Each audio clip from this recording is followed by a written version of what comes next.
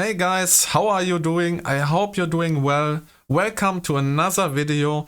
Today we will be building a multi-step form using ReactJS, TypeScript and React Bootstrap.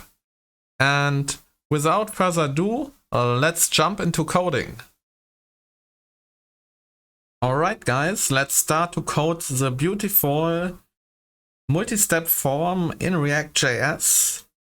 In order to do that, first of all, let's bootstrap a ReactJS application using Vite. So I type npm init and then Vite at latest.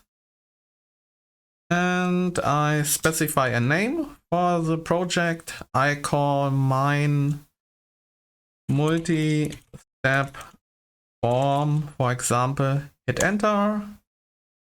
And then I choose React and React TypeScript. Next, I cd into the project directory and I type in code empty space dot to open up Visual Studio Code in the right directory.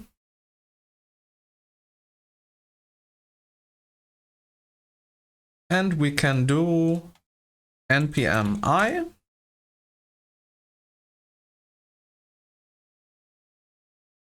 and then npm run dev to start our ReactJS application. And we got it here, beautiful. Next, we want to install our dependencies. We just need React Bootstrap. So I do npm I React Bootstrap.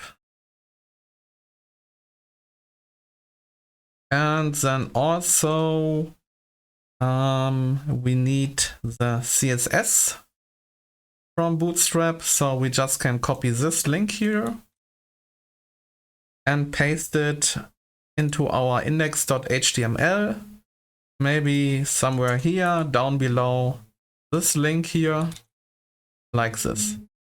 All right, nice. And you might have seen it, I made a mistake here, so let's try that again. And it's called React Bootstrap. There's a T missing. Next, we go into our source, go to app.tsx, and we can delete all that stuff here. We don't need it. Like this. And then also we can go to our app.css, and we do not need all this stuff here. Down below .app, so we can delete it. Next, I paste in a few things here. First of all, we say the height should be 100 view height. So it should cover the whole thing here. And then I paste something in for the background. So we have a nice gradient like this. So it's not so boring white. There we go. Next, in our source folder, we create another folder called components. And in this components folder, we create a few components. The first one being myform.tsx. And we create a few other ones. Then maybe one is called signup.tsx. And if you wonder how I bootstrap this component here with RFC, then you can check out an extension here. It's called React Snippets or something. You need to install it and then you have to restart your Visual Studio Code and then you should be fine. I think it's this one here. So this one. All right, cool. RFC, hit enter. Sign up, that will be the first form we will be seeing. And the next one is called personal info.tsx, RFC again. And the last one, I call it final.tsx. How this will work now is that we will show only one component at a time. Yeah, we will show sign up, personal info, or final. Yeah, and my form will be our parent component, and this component will have the state. Yeah, for all these three components. And yeah, I would say it's a little bit hard to explain. So let's see how we can write the code. And I will explain as I keep going. Yeah, so don't worry. So let's start with our parent component, my form. As I said, it will contain all the state. So we will make use of useState. First of all, we want to have a page state, and the default value should be null.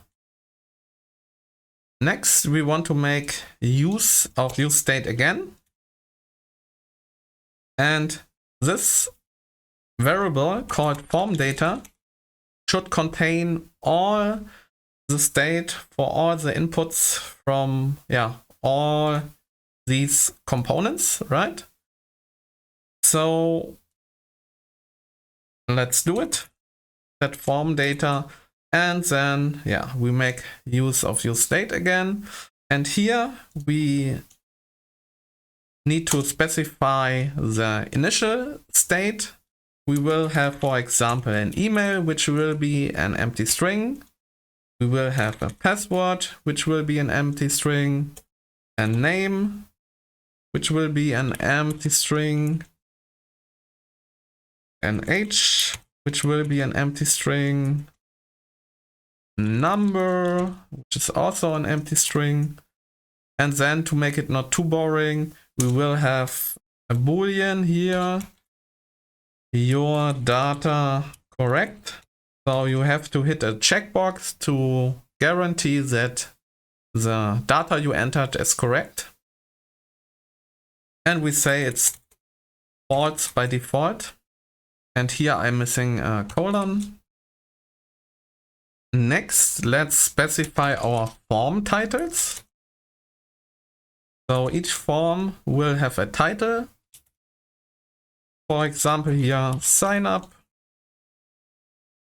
personal info, and maybe confirm, can call it. And later you will see that we use this form titles array to determine whether to show a next button or a submit button. So basically, when we are on the confirm page, we do not want to show a next button, but we want to show a submit button. But you will see that, don't worry, it's not so complicated. We will make use of conditional rendering in ReactJS. Next, we will create a function called form display. And as I said, we only want to show one of these components at a time, right? So this is what our multi-step form is all about. So this function here will return one of these components based on the page that we are on.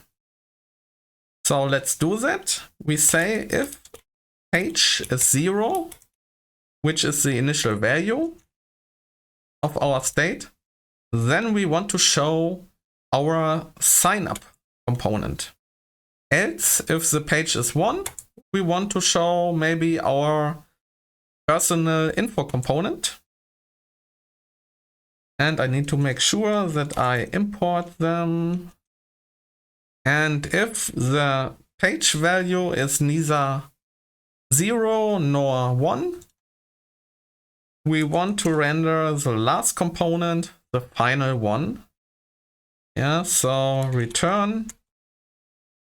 And then let's say called final, right? Final. Let's import it like this. And sorry for this one here, this needs to be an error function, of course.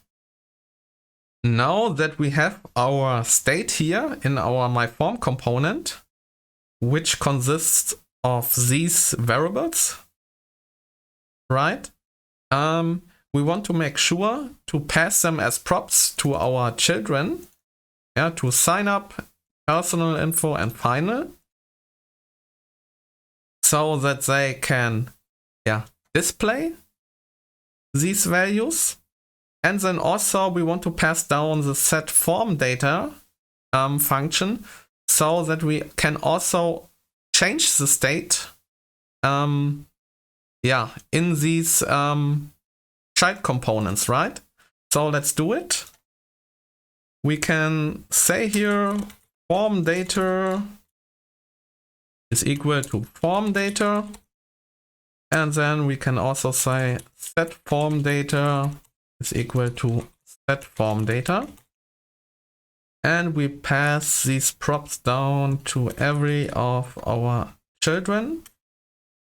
As you can see here, our children should receive props called formData and setFormData. And because we are using TypeScript, we need to make use of interfaces, so we can describe the shape of these props here. So let's write a few interfaces, maybe up here in line 6. Let's say export interface form props, and we say this interface should have a property called formData, which is an object, and then it has the following properties. I just paste them in. Yeah, these will be the properties. Then we need to create another interface, complete form state maybe. And this thing describes the shape of our state.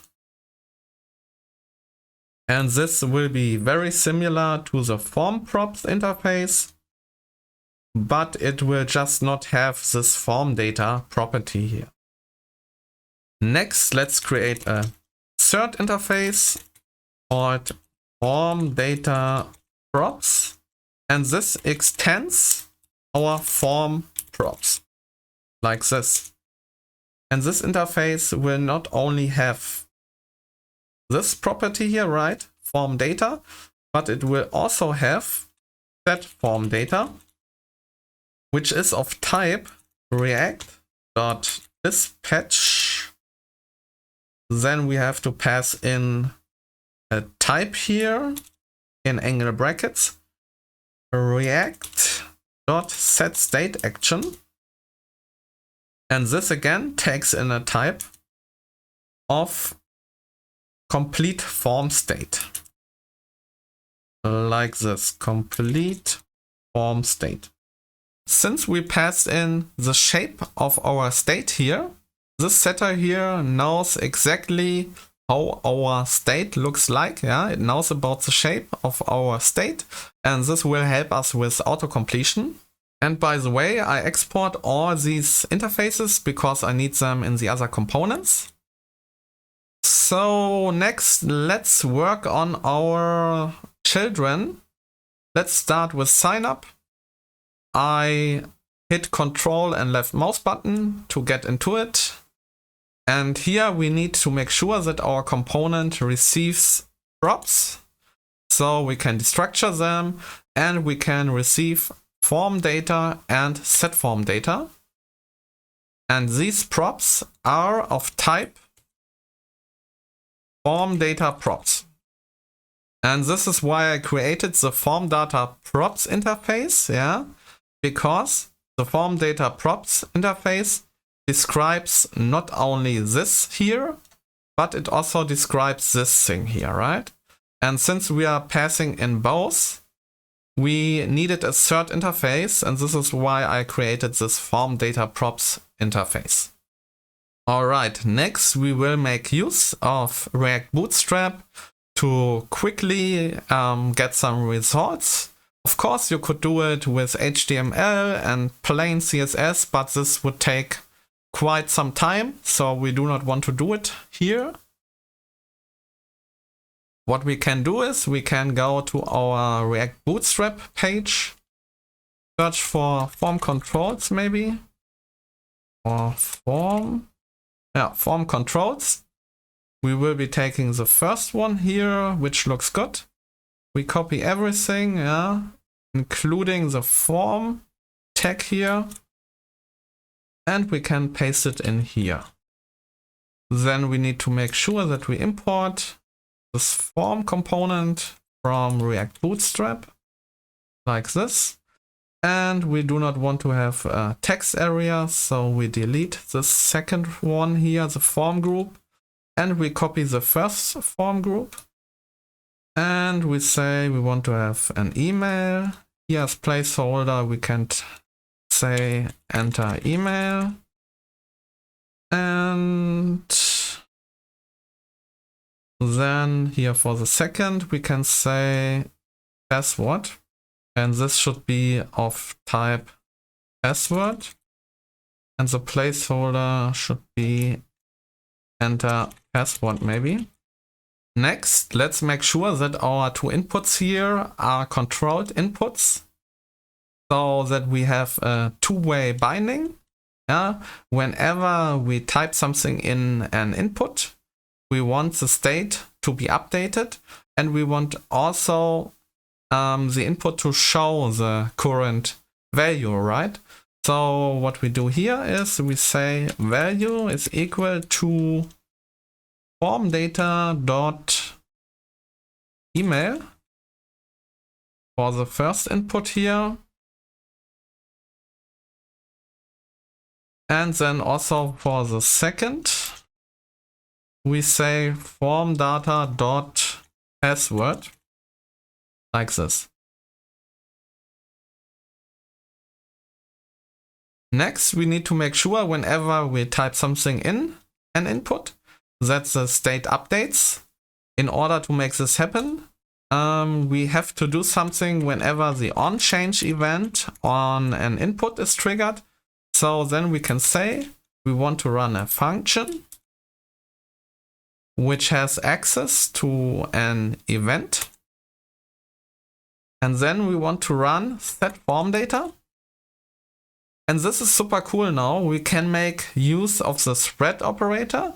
So we pass in all the properties that we do not want to change, because in this form here, we only want to update the email and password, right? We do not want to change all these other values here. So we pass in all the values that we do not want to change. And then we pass only in the value that we want to change. And this is here the email. And e.target.value is what we typed in this input. Next, we can copy this onChange thing and paste it in the input down below.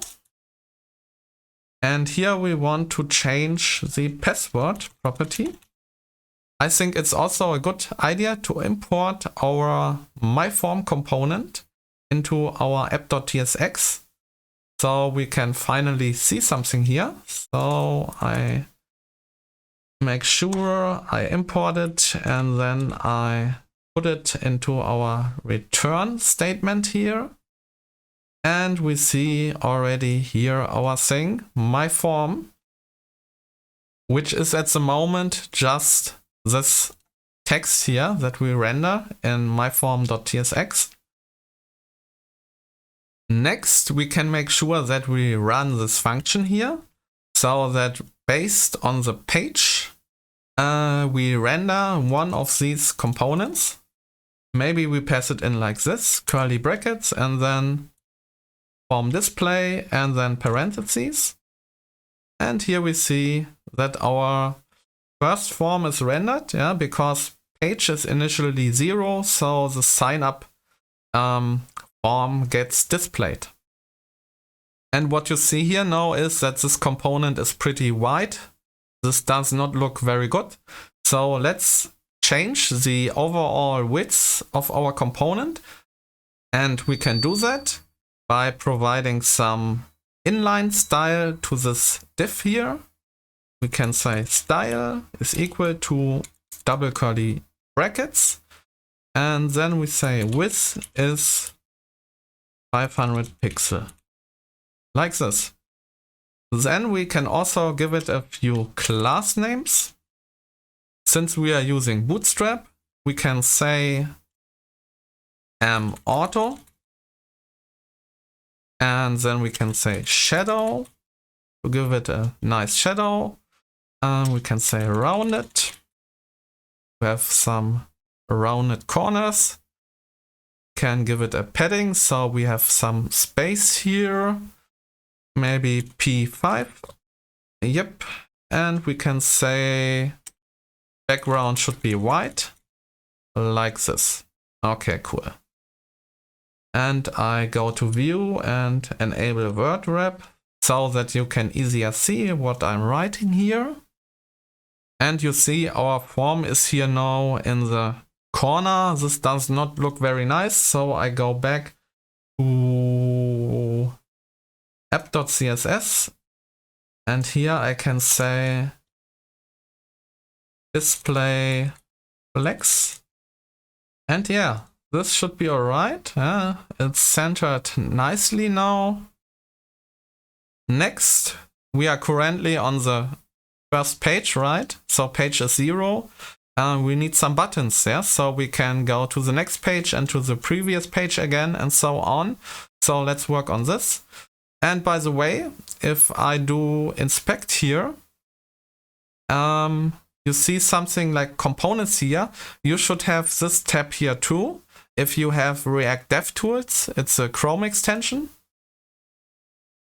And here you can see that everything is empty now, but if I type in something, yeah, the state gets changed because we trigger the onChange function, which triggers the set form data function here, yeah. So the state is updated. So let's work on the buttons now. We want to have a previous button, a next button, and then also the next button should display a text of submit for the case we reach the last page, right? So yeah, let's work on this. So what we do here is we make use of the button component of React Bootstrap. And somehow my import here does not work. So I need to import it manually here. I go to the top and say import button from React Bootstrap like this. This should be good. And we give it a text of ref maybe, for example. And also I provide a variant, maybe danger. We make it red. And also let's create another button which will not have a variant, so it will be just blue. And we say it should have a text of next for now. But here we want eventually to render next or submit. Yeah, we will do some conditional rendering here, so keep this in mind. Next, let's say whenever we are on page 0, we do not want to enable this button here, right? So we say this button should be disabled if the page is 0. Like this. Now you see, since we are on page 0, the button is disabled. And if we are on a page that is not 0, that is either 1 or 2, yeah, something like this, then whenever we hit this button, we want to reduce the page, right? So what we do here is we can say on click, then we want to run a function.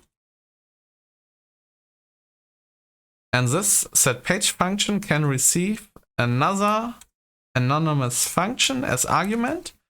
And this anonymous function has access to the current state or the current page. And then we can say current page -1.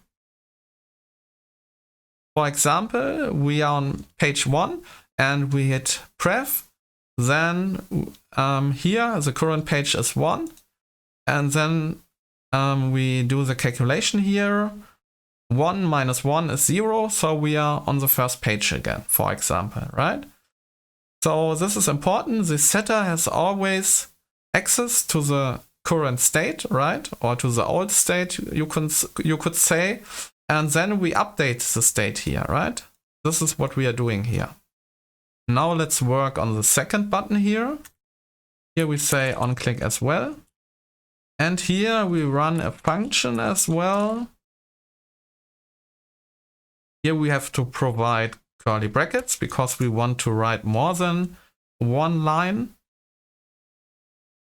And here we want to say if we are on the last page and we hit this blue button, we want to submit the form with all the data, right? With all of the data here. So what we do here is we say if page is equal to form titles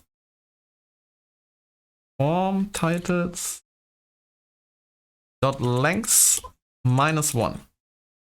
And we have to say length -1 because page starts at 0. This is important. This is why we have to say form titles length -1. Yeah, because we have 3 form titles, but page only goes from 0 to 2. This is why we have to say a length -1 here. And for now, we just want to alert maybe form submitted or something like this. And if we are not on the last page, then of course we want to change the page variable by doing the opposite of what we did here before, right? So we just do plus here. Now let's work on the conditional rendering here. So based on the page that we are on, we want to either show next or submit. So we can provide curly brackets here. And then we can say if page is equal to form titles.length -1, then we want to show submit. Otherwise, we want to show next. So what does this mean? As I said, page starts at 0 and goes to 2, and form titles goes from 1 to 3. So this is why we have to do -1 here. And we say, basically here, we say if we are on the last page, then show submit, otherwise show next. Okay, now let's check it out if the functionality works. We are on page 0, so previous is disabled. Let's hit next. And we are at the personal info component now. And we can hit next again. And we are at the final component and we see submit here because we are on the last page. Okay, next let's work on our personal info and final component. Here we see we also get these errors because at the moment these components do not expect to receive any props. So let's start with our personal info component here. And we need to provide some props as well. But I just can copy them from our sign up here because they will be identical. And I just can pass them in here. And yeah, I need to make sure that I import from data props. And guys, just to save some time, and since it will be exactly the same logic as in our signup component, I just will copy some stuff in here. So don't get overwhelmed, it's super simple. I will explain it after I have pasted it in. I need to make sure that I import the form again from React Bootstrap. And then what you see here is whenever the onChange event is triggered, we run set form data, which we receive from our parent component here, right? and set form data takes all the values, the properties here that we do not want to change, right? In this case, we are in personal info. We do not want to change email and password. And we do not want to change your data correct, right? Nice English there. So here we only want to change name, age, and number. So this is why we do spread operator here of form data. So we provide all the values that we do not want to change. And then we provide the property that we want to change, which is the name in this case. And then in the second case, it is the age and then the number. Now let's see how it looks like if I hit next. And here you see we are on our second component now, personal info. All right, this is working quite nicely. Now let's make sure that we work on our last component here, the final component. Let's make sure that it's able to receive props as well. So I just copy this line here and I paste it in like this. And we need to make sure that we import form data props. And here I want just to render a little checkbox. Since it is the same logic, I will just paste it in. So bear with me. Here it is. And again, it's the same logic as in the other components. Here you see whenever the onChange event is triggered, meaning whenever I click here, in this case, all these properties here will stay the same, but your data correct, nice English there, will be toggled, right? We will take the current value, either false or true, and then we put a bang operator in front of it so that it's the opposite, yeah? So whenever the onChange event is triggered, we transform a true value into false and a false value into true. And then of course here, since we are using input of type checkbox, we need to provide a check property, and this check property takes in our state, which is form data.yourDataCorrect. And now let's try it out. I provide an email here, a password, I hit next, a name, my age, and my phone number. I hit next again, and I can say my data is correct. At the moment, you see the button here is always enabled, which does not make sense. It should be disabled when this is not checked. We can work on this, but at the moment it's okay. So let's mark it here. And now let's go back. What you see here, all the state stays. So the data is saved, but only if you do not reload the page, of course. And if we go to our React DevTools, to the component tag here, you see that all the state in our myForm component is there, right? Pretty cool. And if I go to the last component here, for example, and I hit this checkbox, you see that only the last property of our state updates.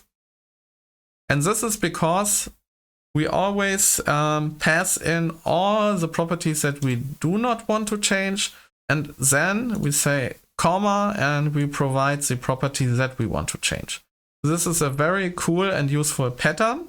Now let's make sure that this button is disabled when this checkbox is not checked. So what we can do here, down at our second button, we can provide this line here. We can say the button should be disabled whenever form data.yourDataCorrect is not true. Yeah? Then this button should be disabled, and you see it's disabled now. If I check this checkbox, now it's enabled. All right, cool, nice. Next, there's a little thing here. You remember that we provided our form titles here, but at the moment we do not render them. So there's a nice little information missing there. Let's make sure that we render our form titles based on the page that we are on, and we can easily do this.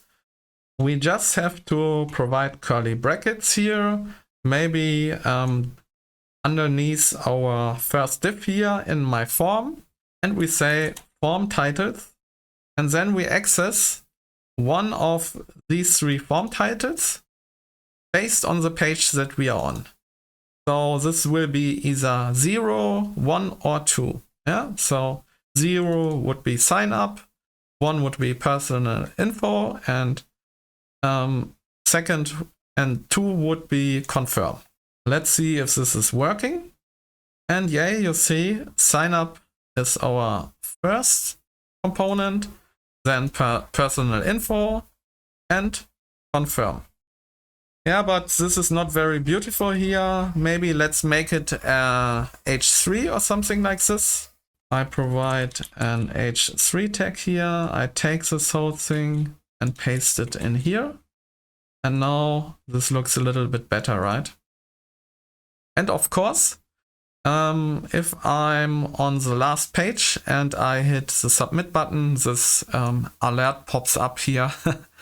And at this point here, you could provide logic to send the data to a server, to a backend server, but we will not cover this in this tutorial.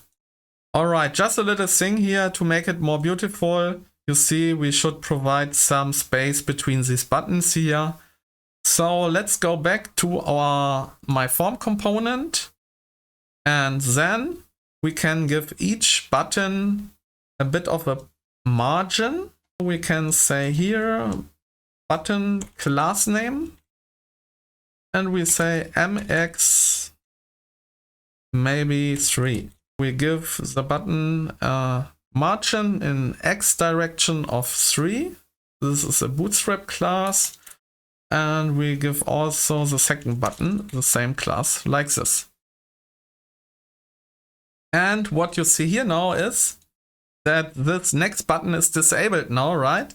And it's because of our logic here in myform.tsx here at the second button, yeah, because of this line here, yeah. So it will be always disabled because we never checked the checkbox on the last page, right, on the last component. So what we have to do here, we have to provide another condition. We have to say we only want to disable this button if we are on the last page and we haven't checked the checkbox. And we can do this by saying form titles dot length -1 again. And if this is equal to the page, then we want to disable the button. Now let's see if it's working. We are on the first page, on the second page, and on the third page it's disabled, right? Because of this second condition here. And now let's see what's happening if we hit the checkbox. And yay, the button is enabled and we can submit our form. Finally, let's make sure that we have a nice progress bar here. So basically, when we are on the first page, we want to have a progress of 33%. Whenever we are on the second page, we want to have 66%. And then finally, on the third page, we want to have 100%. And we can easily achieve this by also using a React Bootstrap component called progress bar. So maybe in our form.tsx, we can make use of it above our h3 here. So we can import progress bar here. And here you already see it. And this thing takes two props, now, and it takes a label. And what we want to do here now, in the now prop, we want to say whenever we are on the last page, we want to have a value for now of 100. Yeah, so progress is 100. How we can do it is by saying form titles dot length -1. If this is equal to our page, yeah, so if we are on the last page, then we want to provide a value of 100. Otherwise, we want to say whatever the page is plus 1 times 33. And why I say here page plus 1, remember page starts from 0 and goes to 2.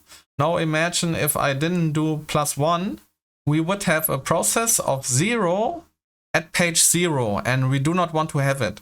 We want basically to have a process of 33 whenever we are on the first page. So this is why we do plus 1 here. And then for the label, we do the same logic, but we have to provide backticks. And then also we have to provide this sign here, the % sign at the end, like this.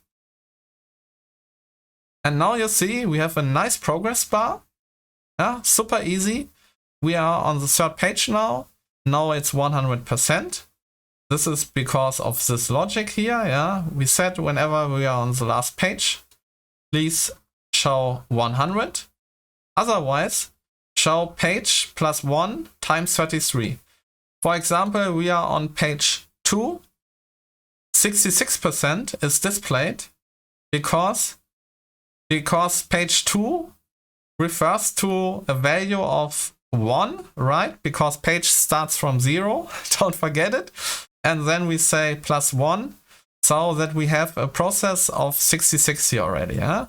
And when we are on page 0 or on page 1, we have 33, right? This is the logic basically for the progress bar. Yeah, guys, that's it. I will provide all the code down below in the description. You saw that I copy-pasted in some stuff. I know this can be a bit annoying, but it's also a bit annoying to write it down again, yeah, because it's the same logic and everything. So you just can have a look at the source code down below, and then it should be very easy to follow. Yeah. Thank you so much for watching. I hope this was a little bit helpful. If you have any questions, leave them down below. And yes, thank you so much for watching, and see you in the next video.